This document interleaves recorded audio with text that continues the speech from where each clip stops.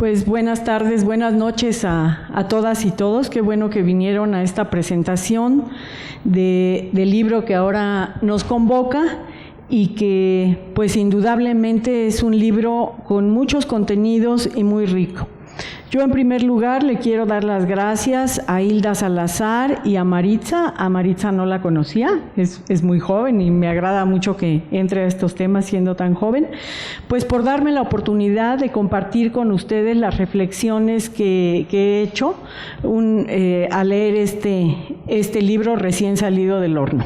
Bueno, creo que en primer lugar aborda una temática muy relevante en México y en América Latina. Es una temática de actualidad que ocupa cada vez espacios más grandes en la academia, en los movimientos sociales, en las discusiones políticas, etcétera, y que no es novedosa exactamente, no es novedoso el tema de la minería, pero lo que sí es novedoso es la mirada desde donde nos están presentando este trabajo, estos estudios que han hecho en tres localidades. Luego entraré a esto. Me parece que la perspectiva de género o la mirada de género que están utilizando Maritza e Hilda es una mirada muy novedosa.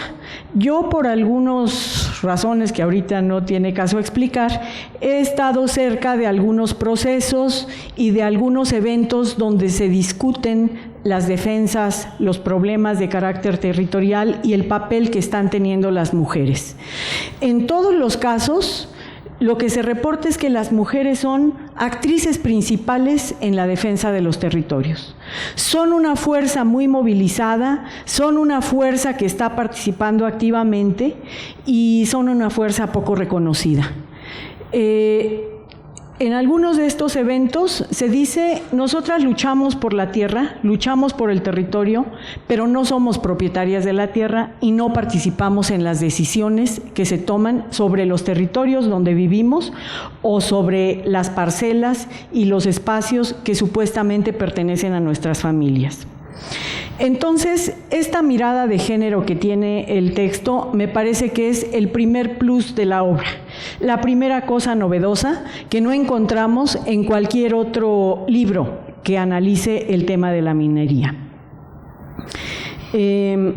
Una segunda cuestión que me gustaría compartirles a ustedes, es que los tres trabajos que presentan, los tres estudios de caso que están analizando las compañeras en el libro y que ellas mismas han mencionado ahorita en sus participaciones, están muy documentados.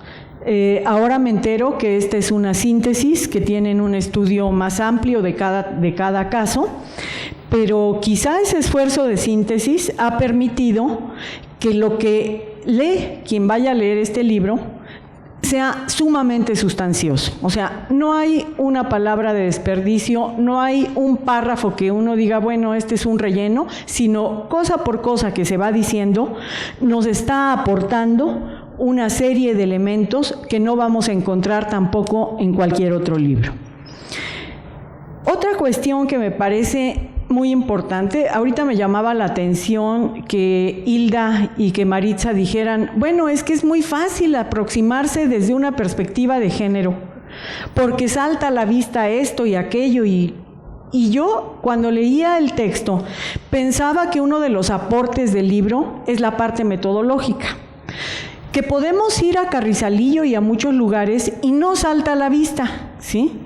Que podemos ser ciegas y ciegos ante las diferencias de género, tanto en los efectos como en los procesos sociales que han dado paso a la minería en cada uno de los lugares. Y me parece que ellas, tocan una serie de elementos, por ejemplo, hablan de la ocupación, el empleo y los ingresos, el medio ambiente y la salud, la división sexual del trabajo, el uso del territorio, el acceso diferenciado a recursos y servicios, el acceso a la toma de decisiones y el ejercicio del poder. Son algunos de los elementos que ellas están tocando y que, aunque les parezca muy fácil, es una construcción, es ya una serie de reflexiones que las llevaron a decir, para ver este asunto desde una mirada de género, tenemos que tocar esto, más esto, más esto, más esto. En muchos estudios, yo trabajo en una universidad, que se aproximan desde una perspectiva de género a distintos asuntos, a veces se repite mucho lo que dicen los teóricos que quiere decir la perspectiva de género o el género o los debates conceptuales.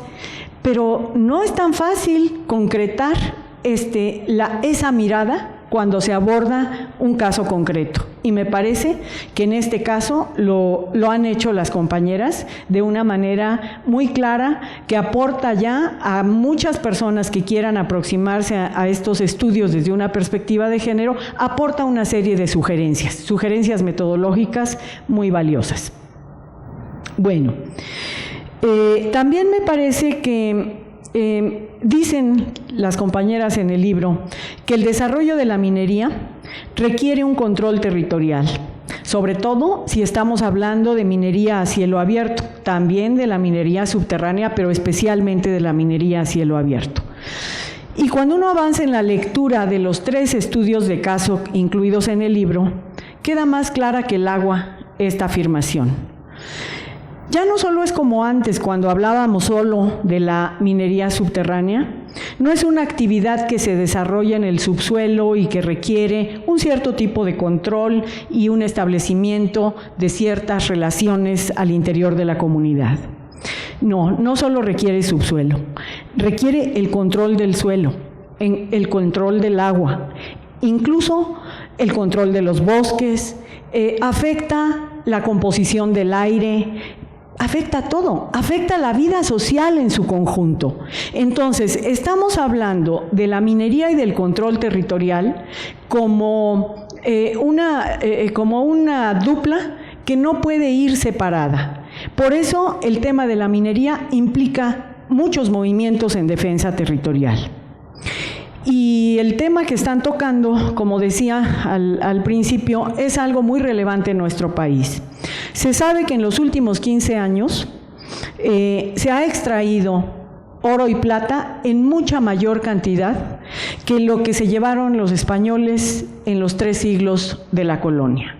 Entonces, estamos hablando de una actividad que se ha intensificado y que está extrayendo, que está chupando, que está exprimiendo el subsuelo y controlando los territorios de una manera salvaje. Antes se hablaba de que durante la colonia la extracción de metales preciosos había contribuido a la acumulación originaria del capital. Era la riqueza necesaria para el despegue del capitalismo. Hoy el capitalismo ha despegado en todos lados. Hoy el capitalismo es un sistema único en el planeta. Y cuando estamos hablando de las nuevas formas de extractivismo o del neoextractivismo, que ocurre con tanta intensidad en estos tiempos, no estamos hablando de acumulación originaria, sino de una acumulación que recurre a los viejos métodos de despojo, pero que ya se inserta en un proceso de reproducción de capital sumamente poderoso. El monstruo capitalista es voraz. Y si le cortan una cabeza, dicen los zapatistas, la hidra capitalista va a producir 2 o va a producir muchas. Nacen las cabezas, se multiplican, el monstruo se regenera y muta. El monstruo se adapta a las circunstancias. Y ya no estamos en tiempos de la colonia, pero podemos hablar de neocolonización.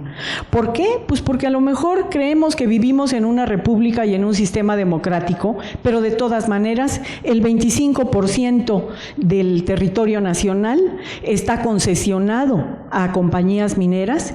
Y bueno, las cifras están siempre en estimación, están moviéndose. Hay quien dice que el 25, hay quien dice que el 30, hay quien dice que el 15, pero cualquiera de esos porcentajes nos está hablando de millones de hectáreas. Entonces ya no tenemos la vieja colonización, pero sí tenemos una nueva forma de colonización.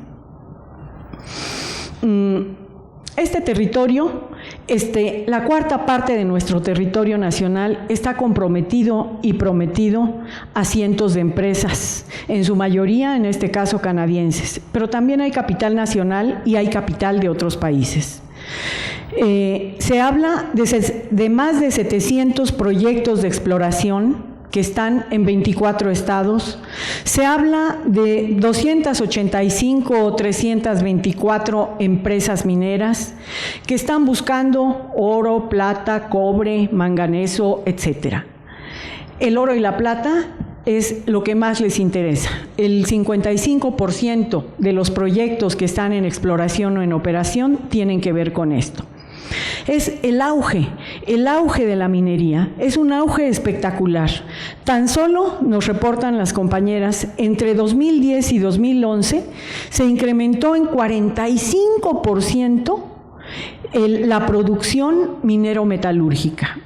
Chequé cómo había sido el crecimiento del PIB y veo que en 2013 crecimos al 1.1 y en 2014 al 2.1. Entonces, es muy claro que la minería es una rama que está en un crecimiento espectacular y que esto está implicando el control territorial, un control territorial cada vez más amplio y cada vez más grave. Mucho oro, mucha plata, mucha riqueza sale del subsuelo. Pero, ¿qué pasa con esa riqueza?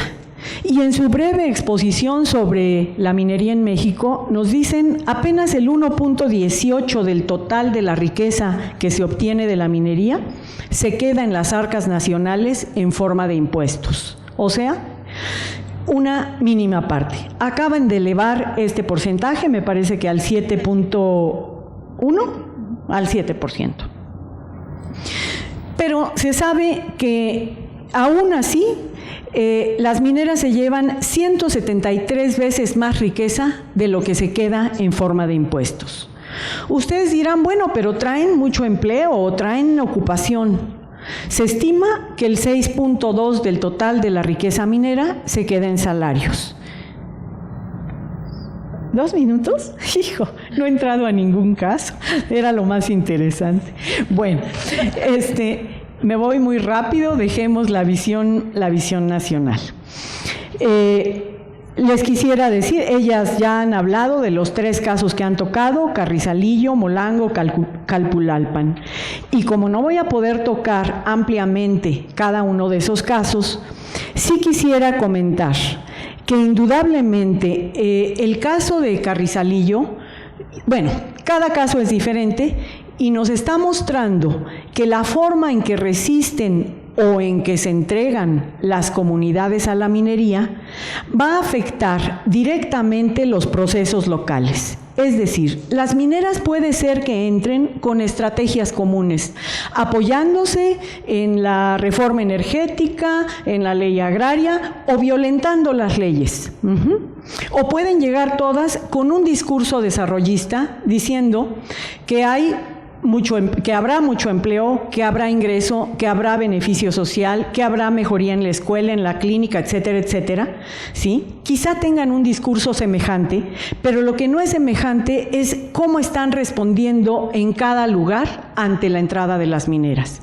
Y lo que vemos aquí es que en Carrizalillo, quizá aprovechando la ignorancia, quizá aprovechando la desinformación, hay un bajo grado de escolaridad y quizá aprovechando también el débil tejido comunitario en esta región, las mineras entran y no hay ninguna contención. La vida cambia radicalmente. Si nos pudiéramos imaginar un viaje a Acapulco hace 10 años, habríamos visto en ese puente de Mezcala, el espectacular que hay en la Autopista del Sol, hacia abajo, una serie de comunidades. Una de ellas es Carrizalillo, muy cerca de Mezcala. Esta comunidad era una comunidad agrícola, o sea, de campesinos y de productores de mezcal. Hoy es una comunidad proletaria de mineros y mineras. Abunda el dinero, pero la gente vive en un espacio donde se ha devastado la naturaleza, donde la vegetación ha cambiado o ha disminuido radicalmente, donde la fauna que antes habitaba en esa vegetación se ha tenido que ir. Era un lugar cercano a una reserva de aves, las aves ya no existen ahí, pero además ha habido impactos tremendos sobre la salud. Por ejemplo, la salud reproductiva de las mujeres, hay más abortos, partos prematuros, malformaciones de bebés, hay muchas afecciones de la piel, en los ojos, hay afecciones de quienes manejan la maquinaria y cargan lo que se carga en la minería, en la espalda, en la columna vertebral, o sea, la salud, el medio ambiente, el aire, lo que dice el texto, el aire hoy es un aire polvoso, todo está cubierto de polvo.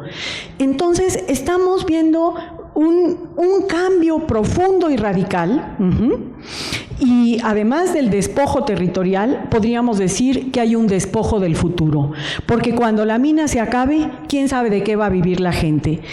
La población en Carrizalillo, que era un lugar de alta migración, ha aumentado en 25% tan solo de 2008 a 2013. Entonces, estamos hablando de una tasa de crecimiento poblacional extraordinaria y, en su mayoría, de jóvenes y de niños. ¿Qué va a pasar en Carrizalillo cuando en unos cuantos años se acabe tanto metal? ¿Y qué pasa con las mujeres? Bueno, ya adelantaron las compañeras que allí hay muchas ejidatarias. En realidad hay un 37% de ejidatarias. Pero el que haya tantas ejidatarias no quiere decir que estén participando en 37% o en un tercio en las decisiones o de alguna manera en las decisiones sobre el territorio, la minera, etcétera, etcétera. No solo no participaron en la concesión a la minera, sino tampoco participan en los órganos de representación del ejido, que ahora el comisariado ejidal se convierte en un espacio de mucho poder que ha desplazado al municipio incluso, ¿sí? Es un municipio que tiene menos poder que el comisariado ejidal, y el comisariado es el que negocia, es el que tiene interlocución, es el que tiene poder, el poder de negociar con la minera. Entonces, no solo están desplazadas las mujeres, sino está desplazada de alguna manera la comunidad entendida no solo como la comunidad agraria, sino como la gente que vive en ese lugar. Me parece muy dramático el caso de Carrizalillo, y solo quisiera añadir, porque las compañeras van a hablar también, que el caso de Calpulalpan, pues, nos ofrece una visión totalmente diferente. Calpulalpan es un espacio en el que hay un tejido social muy fuerte, una comunidad muy organizada, una historia social donde ha habido minería, pero la memoria de la minería no es la memoria de la bonanza, sino la memoria de que la minería se ha llevado mucho más de lo que nos dejó, es decir, es una visión negativa de la minería, y es una decisión de no dejaremos pasar a la minera. En este caso, lograron detener a la minera y lograron una suspensión temporal, así que la acción de la minera fortaleció a una comunidad que de por sí tenía cierta fortaleza comunitaria y ha permitido que haya, incluso un plan de desarrollo. Solo quisiera concluir con un testimonio de una de las compañeras de Calpulalpan que dice: cuando alguien nos preguntó cuáles eran los retos de Calpulalpan, nos quedamos pensando, porque tú vas a presentar lo más bonito de tu comunidad y te dicen todo muy bonito, Calpulalpan muy bien organizado, muy productivo, muy bien las empresas comunitarias, pero ¿qué pasa con la participación de las mujeres? Y entonces me quedé pensando, ¿cuáles son los retos de Calpulalpan? Pues ese, el género. Gracias.